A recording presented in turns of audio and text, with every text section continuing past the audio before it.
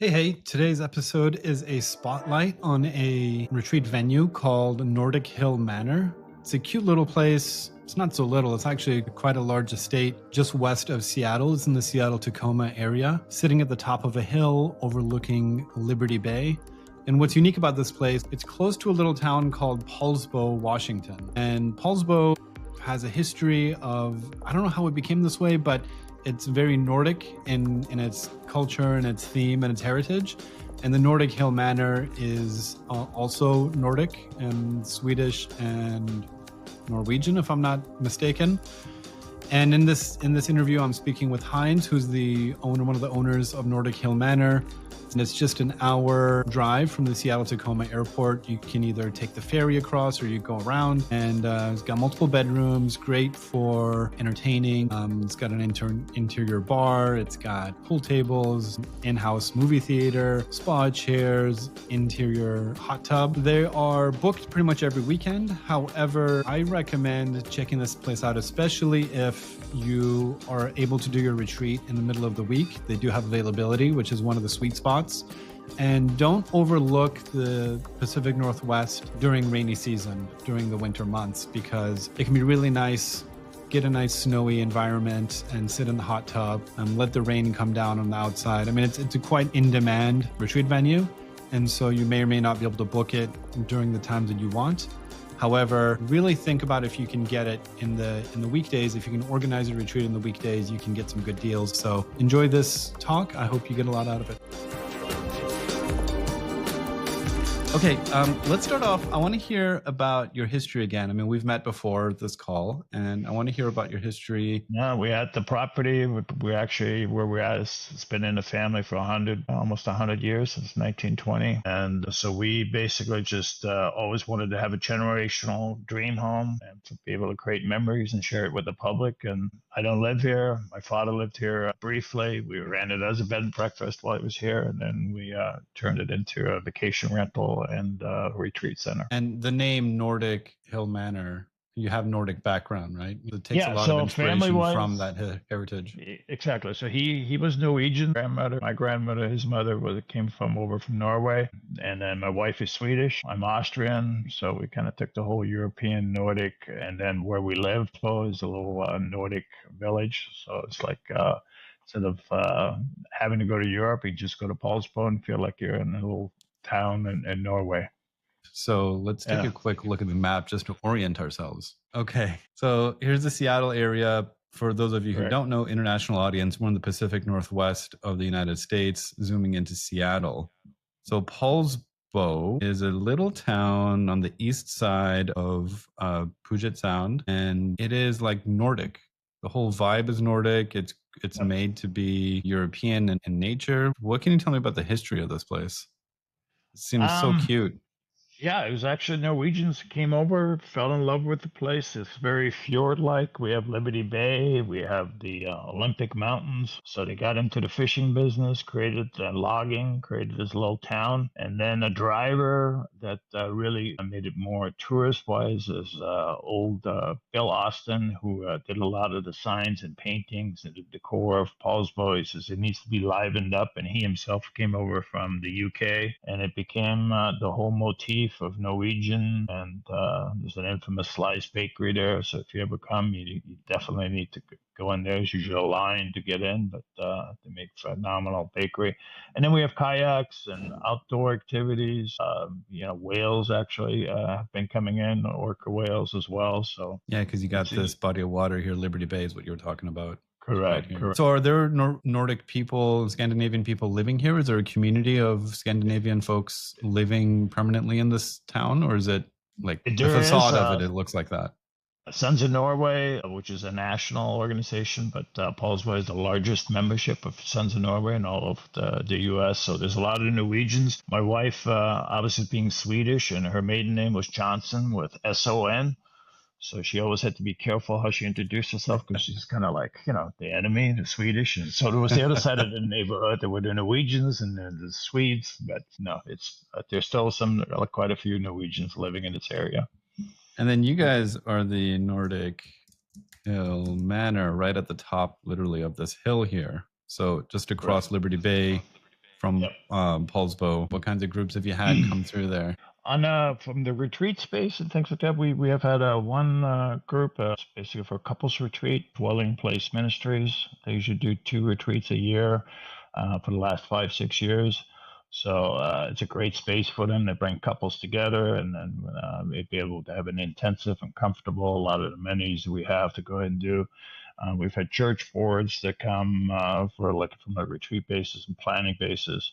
And then obviously what we've gone into is a lot of corporate retreats, especially with COVID and everybody else being a remote work. So they're trying to go and bring people back together and say, hey, let's do some intensive, group planning and team building and workshops and things as such. And then we're obviously as well a vacation rental. So we do special occasions, anything from big birthdays to wedding anniversaries to family reunions. So somebody has an out of town wedding, local buy, and you want to keep the family all together. Yeah. And so we're unique. We have a larger space that can accommodate up to 25 people overnight, 17 for single beds. And so you're able to go and capture a lot in just under one roof. And you guys are pretty hands off. So it's like the venue rental and you come and you get the space and you can do whatever you want with it. First to operate. What have you seen in terms of people having successful or unsuccessful events at the space? What are some kind of tips and tricks you can give to people that would help them in their planning process? Yeah, everybody has a different sort of need, and you got to find your niche and sort of where it is. I mean, our niche is that we're a larger facility, like I said, almost 11,000 square feet. So people are not on top of each other. We have 20 acres of space for people to walk through woods. There's outdoor games, anything from volleyball to horseshoe pits to outdoor checkers and chess. So you've got a lot of space. We have a nice promenade. But I think the successful is that you have to go ahead and make sure you have technology that allows people to do. So we have like a conference room that we had took one of the rooms and we kind of renovated that we didn't have before, and did an interactive whiteboard, especially for the corporate retreats. You're trying to go ahead and have 20 people in there and capture something by using electronics. So you can go and hook up your laptop. We have a centralized Marantz music system, so there's outdoor speakers around the poles all throughout the room. So if you want to set the mood for music, and we've had yoga retreats, or people that just kind of meditate. You want to set the mood, so that was helpful. But I would having say the right equipment is pretty key. Is like understanding what your program activities are and making sure that the venue can accommodate and provide the equipment you need for those activities. Exactly. And accessibility is pretty important too. And you guys are right in the SeaTac area. So how do people get here? Yeah, so let's say we got people flying into SeaTac, I think. Yep. So some people will go ahead and say, hey, they'll just rent their own car and van, or they want to go ahead and come in before or afterwards, go ahead and tour around. You certainly can come either by take the ferry across, which is real nice, where you take to downtown Seattle, which is about 35 minutes from SeaTac Airport to downtown. And then you can take a ferry across to Bainbridge Island. And from there, we're here's the ferry lines coming straight in from downtown Seattle. Correct. Coming in. Okay. Now, the other way is it gets, especially in the summer months, a lot of tourists come to Seattle and such like that. So sometimes the ferries are backed up. So it allows you also to go and drive around through Tacoma. So that's about an hour and 20 minutes without traffic. But that way you avoid having to wait, missing a ferry, and having to wait maybe another half hour. Is there any way coming southbound from the north? I mean, I'm concerned because I'm coming in from Vancouver. I got to come for a site visit here. So coming in from the north, there's no way to access this side, the east side. You got to come down through Tacoma and come back up by car. Yeah, basically, by car. You can certainly take maybe some of the ferries. You do the Kingston Edmonds ferry, so so it's a little shorter than having to come into downtown Seattle. Yeah, great. Well, let's take a look at some of the pictures here. It kind of looks like a castle, but let's call it a manor, because that's what we're talking about. I love this beautiful. I guess this was during Christmas time. You had some Christmas lights up. Correct. Tons of space, this great room. So you come right in, and beautiful Nordic inspired doors. Look at these doors. I'm sure there's a story behind getting these doors and designing them. There are. Actually, we made them ourselves, sandblasted them. No kidding. You actually fabricated these doors yourself? Yeah, so we You're had a decal put on there with the lions and such, and so and then we had a sandblaster, basically sandblasted it away and kept the core. So when you say you made it yourself, you literally made it yourself. We had Literally, yeah. contractors and tradespeople, I'm sure, but we got the castle etched into the glass, so it's really Did that got that. ourselves too. Did that ourselves too. We had our basically an artist do the portrait, and we sandblasted into the glass and etched that in. That that's great. And then you come right into the great room, which is where a lot of the gathering space is. You can fit all your people in here and relax. There's a bar in the back, which I'm really loving this bar. Let me see if I can get a zoom in on that. Entertainment space. This is the bar, I think, the full bar. Very cool. Got the safety around the rails. So you can create a great atmosphere in this great room for all kinds of party and entertaining. Your flags here, repeating flags. I love that. So the great room is, you got these couches, and we talked about these couches and using the great room for perhaps in a retreat setting, having some group sessions in here. So these giant couches are great for sitting around and having perhaps a group conversation, and you could fit probably 10, 12 people on here comfortably. Right. And then maybe pull up some chairs and fit some more people on there. Not the greatest, you said, for moving the furniture to create space for yoga inside. So there's yoga areas outside. The couch is sort of in the center. We've been asked a number of times. We've allowed it, and then sometimes the hinges and things get so it's difficult to move. Yeah. They're heavy, and so so we've tried to work around them. So it's better for corporate. I mean, there are spaces outside that we'll talk about for yoga. And speaking of outside, we've got tables everywhere. Where's the chess piece that I saw? There was the outdoor chessboard here. We got games. Here's the horseshoes. We got an outdoor chess board. Very cool. Very cool. So you can have activities going on all the time. And then there's all kinds of amenities in here. There's the game room, more entertaining. Now this is outside of the main room, the great room. This is its own game room. You got, what is this called? Shuffleboard. Shuffleboard. Yeah. Shuffleboard, billboard, all different kinds of games in here. Great for lively entertainment. Private theater, huge plus. 1, 2, 3, 4, 5, 6, 7, 10, 11, 12, 13. Well, there's some there might be another row back here, huh? Fit about 20 in the theater. You could squeeze 20 people in here. That's a lot of fun. Great for kids. And you got couches in the back too. Very cool. Dining, massive dining room, large table with side spaces here as well. Also, going along the Nordic theme, we've got the hot tub, indoor hot tub, which is very nice. Very nice.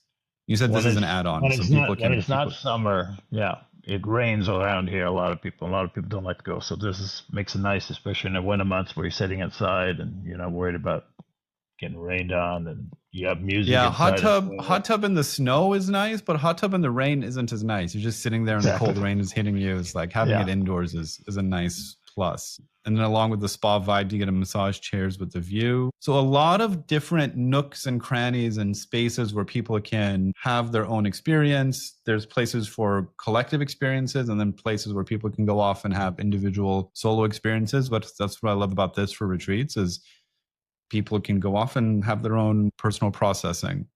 And then for more of the business side, we've got the conference room, and you can use this for brainstorming, business masterminds. Right. Is this where you had the whiteboard technology in? Right. Yep, it's right on the back there, backboard. Here. You'll see it. Yep. Great. I love it. And then this was the Lillstrom. How do you pronounce that? In the Lillstrom. You're good. You did Lillstrom. So this is kind of a co-working space you told me about. There's a Murphy bed in here, so it can be used for accommodations, but this is really good for co-working or using it as a green room for the production crew. There's a couple of people running the show. Could be really good for that. Right. And that's an interesting little nook there.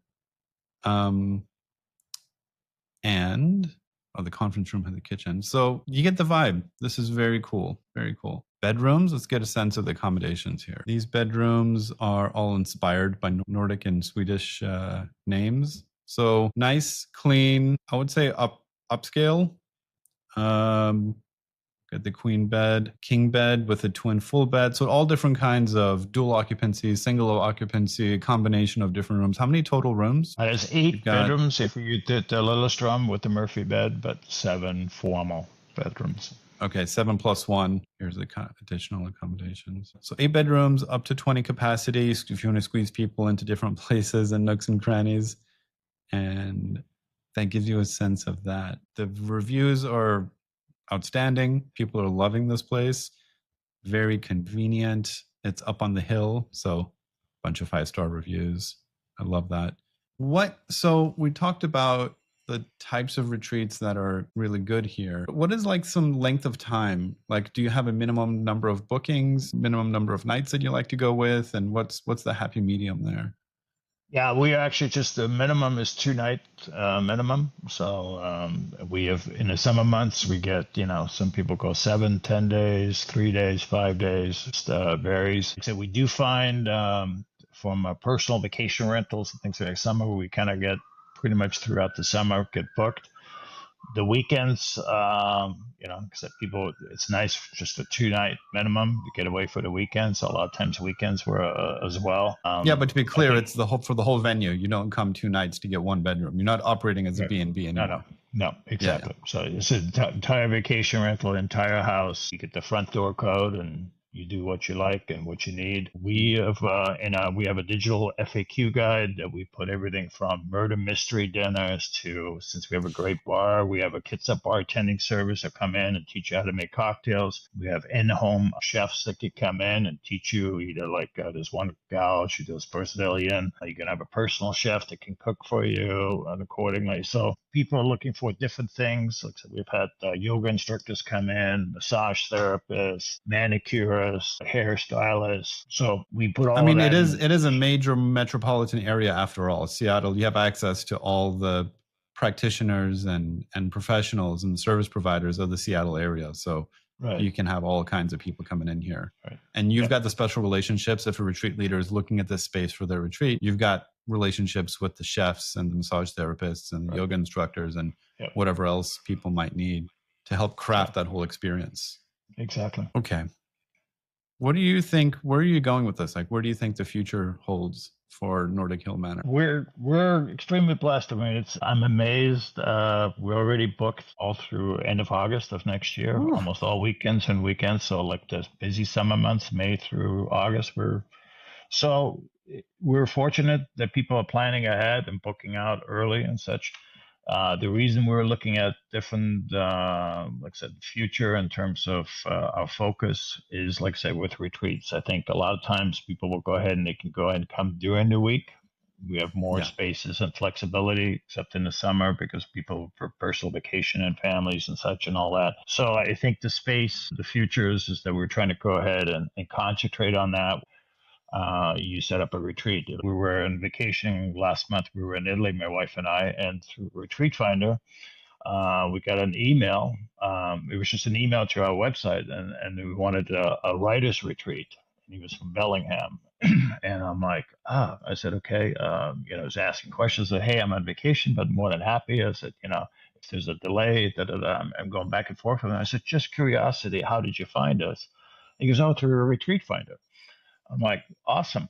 And I said, so are you aware of the discount specifically? Oh, I didn't know that. So you wanted pricing. I said, well, if you go to our website, you can book. You're a hell of a negotiator, Heinz. You're volunteering discounts.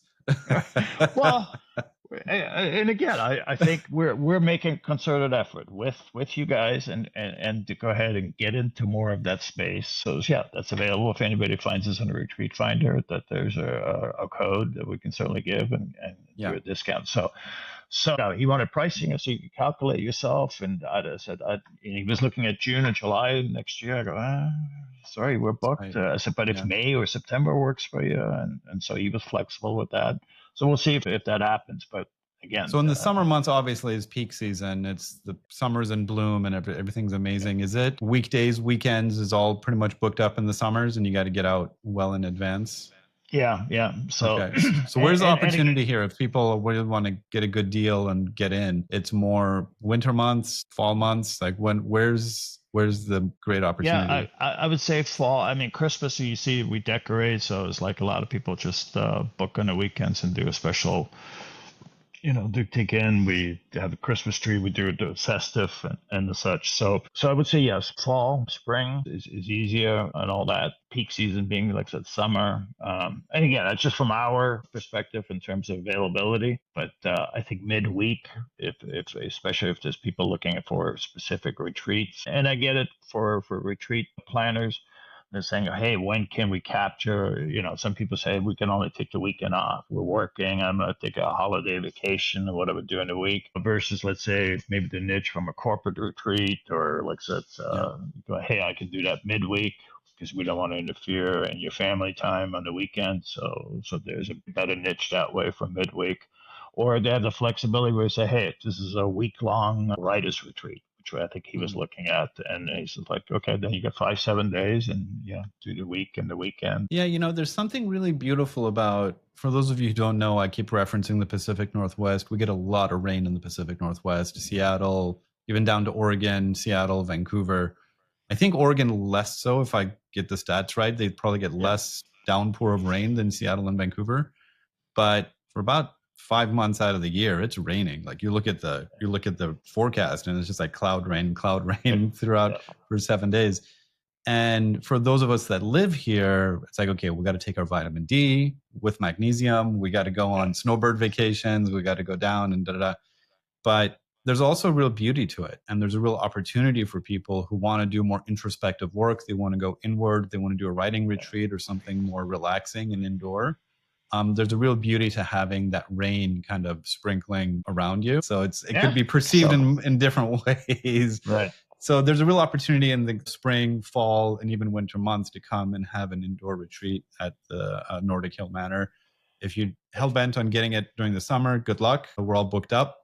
But if you plan far enough in advance, I'm sure we can Yeah. find a spot there. And Amir, the beauty is, like you said, I love the change of the seasons, and Northern Europe is the same way. We see the fall colors here. We see, it looks like obviously we have rain, and the spring comes, and you see everything blooming. Summer is nice, and so you experience fully, depending what the seasons are. The Pacific Northwest really offers that. In the fall and actually more in the winter, we do get a seasonal pond on our acreage, and so Mm. it's probably about 5, 6 7 inches depending how much rain we get. But we always joke around. We have a resident, a bald eagle, that will go ahead and come and fly in to do a spa treatment. Literally, he'll sit in the pond and just flutter his feathers and throw water all over himself. And then when he leaves, then the ducks come, and then they have a water aerobics class themselves, and we have lots of deer around and wildlife type things. So, It's fun. You said 5-6 inches, so you really got yeah, like yeah, a 6 inch pond for a yeah, couple of months. yeah, 2 3 months, and like I said, he comes in almost on a regular basis, so it's just kind of fun to see. We're up close. That's fun. Yeah. Okay. Cool. So the opportunity for our community, if you want to get in here, spring, fall, winter, summer. If you're really committed, then you can talk to Heinz and see if you can 2027 get is wide something in. open.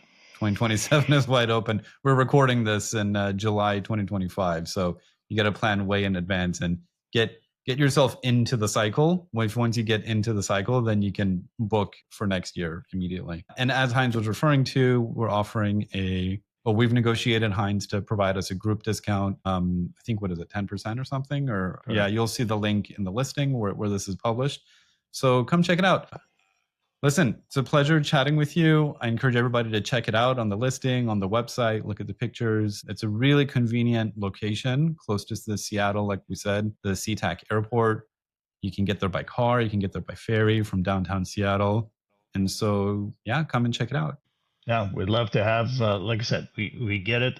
On a personal note, I've done through a lot of my own personal growth. And so it's in the Oh, back yeah? of my mind to make sure that there's a serene setting, whatever you need. And so I have that in mind where, again, we have massage chairs, we have hot tubs, and pampering where you can unplug. So where you basically, I think the theme we're trying to do is gather, connect, reconnect, just, restore and unwind. So we've tried to go ahead and have that in our space in mind, that no matter where you are, and for us, it's a blessing when somebody can come and what they're doing is creating memories or changes. Especially like I said, we've had couples retreats, and we're blessed to just be somehow a small part for their personal growth and changes and just to unplug.